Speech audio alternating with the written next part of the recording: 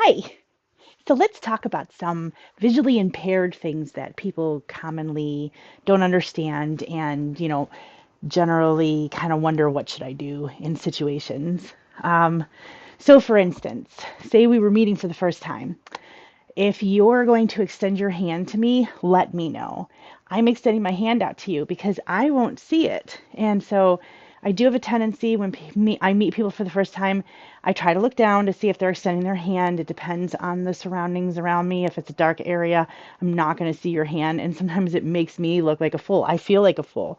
And you probably feel like I'm being rude. So, if you're meeting somebody who's visually impaired, you say to them, I'm extending my hand for you to shake.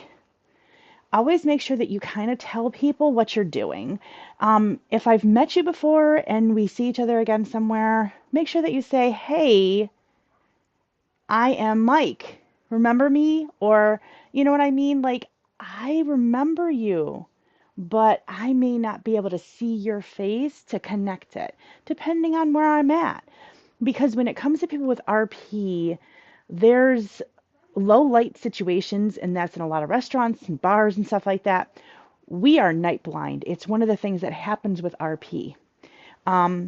So, for instance, when I am walking into a bar from a sunny day, I have to take a pause in the doorway because my eyes have to adjust. So, imagine walking into some place that's brightly lit and then all of a sudden you're encased in darkness. There is absolutely no light. What would you do? Tell me you wouldn't freeze because you don't know if there's steps, if there's chairs, if there's benches, if there's people.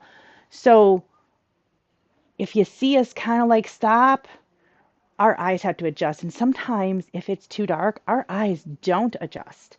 So basically what I'm getting at is give a little grace when you're dealing with a blind person because they don't want to look like a fool. They're trying to handle the situation as best they can.